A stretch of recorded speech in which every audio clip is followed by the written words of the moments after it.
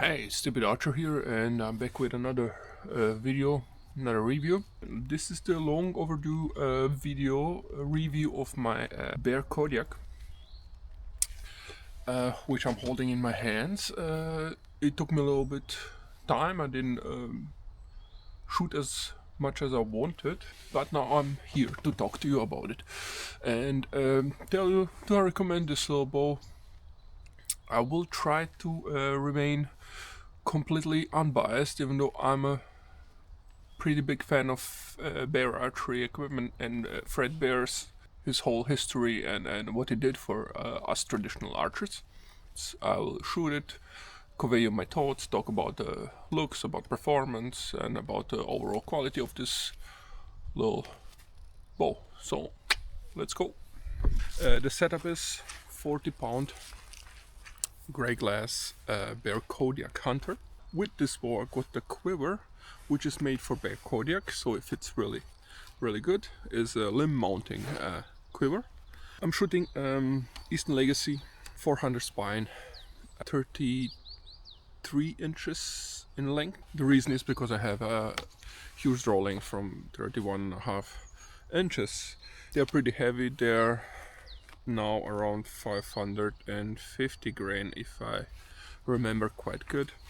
Bow shoots fairly quickly, is quite aggressive. This bow has a pistol grip, puts your hand in a good natural, or better say neutral position. You don't have much wiggle room, just fits like a glove and does its job fairly well. I did not like the varnish on this bow, which I will be stripping off and putting a better varnish on, because as you can see, normal stress marks cracking off the varnish, which is varnish. I believe they use epoxy finish or some epoxy based finish, which cracks under the tension, or at least at larger draw lengths. But most of the people get those on the old ones and on the new ones. Scratches are really easy to get. This was just from my bow stand, which is really soft plastic piece, from putting in and out 2 or 3 times, and it was already all messed up. So really soft. I'm not a big fan of this varnish. In my bear grizzly review, didn't like that varnish as well. Same problems. Soft, easy to scratch. Should perform and it look pretty. It's just stuff what matters for me, I guess. Overall length of the bow is 60 inches, 40 pounds. I'm pulling about 47, 48 at my draw length. Feels uniformed and really nice and smooth throughout the pulling process. I do not have stacking almost at all. You feel it tension it towards the end, of course. After all, is a 60-inch bow. Definitely bow what can be shot by archer with longer draw lengths. Big amount of the working limb. It just feels good and right. So yeah, I shoot split finger now, as a couple of you probably already know, because I switched from 300 for a reason, because I want to be able to shoot these short bows the way they should be shooted, and that they perform perfectly. And I'm quite pleased with this one. So, even though those are heavy arrows, I really don't have any problems getting my 40-yard shots and stuff. It's not so soft like my bear grizzly when I pull it, but it's this uniformity, this same feeling throughout the pulling process is very comfortable. Very smooth, fast shooting bow. This pistol grip is amazing. Usually I like really big chunky grips. This is a pretty slim grip. My hand fits in perfectly. I have pretty big hands. Let's take a couple of shots.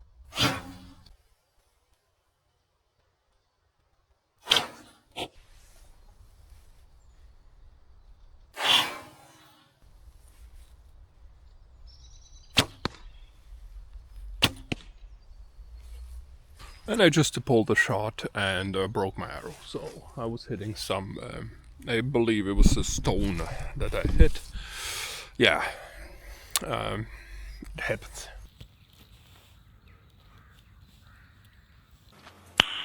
Nice. The amount of force that these heavy arrows are making through this bow is incredible. Doesn't matter how heavy the arrow, it just takes them. It's really light. Bow and it's short and made for woods. Beautiful little bow. Grey glass grew on me. I was not so amused with the color that when I saw the pictures of it, but afterwards it looks pretty good because of the black and white overlays and stuff. Really nice tips. I think that I need to talk about main selling point of this bow is, I believe that's the main selling point, in my opinion at least. After maybe 2 weeks or week of owning this bow, I shot the tournament with it. And for my opinion, that was the best performance I could do with any other bow. I write sometimes down what did I shoot, what kind of percentages I'm getting. And after really not long time with this bow and not shooting much, I was able to shoot it like I know it. It's just familiar feeling, which is bows completely unfamiliar. I was completely in a blind, shooting completely instinctively, didn't know my gaps or anything.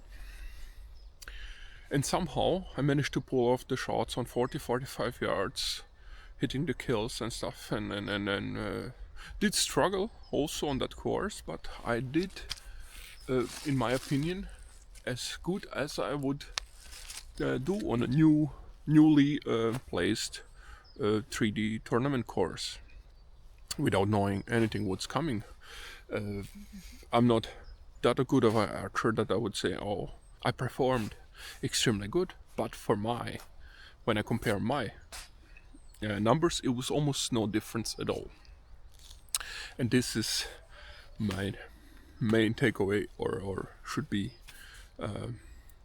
probably the main message of this review, that this bow will, if you shoot split finger, even I believe you could shoot it 3 under. I never tried because I already switched before.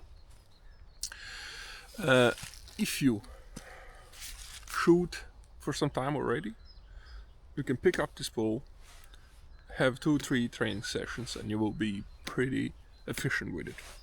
Took me some months to get my shots in, for my opinion about it, and still did not change much more than that what I knew after 3 or 4 weeks, because it just felt like I know this bow, and that's how it should be, I believe. You should definitely know that this bow will be probably easy to learn and to figure out how to shoot it. And this is for me, because I shoot mainly for fun, for 3D, for benefits that I get being outdoors, and I'll enjoy shooting nice bows, short bows, being in the woods, which is very important. Short bow, you don't scrape around and you don't hang in the branches or whatever, yeah. And this bow is definitely that what I appreciate. The recurves are, when it's unstrung, I will blend it here, and it has really pretty aggressive recurve,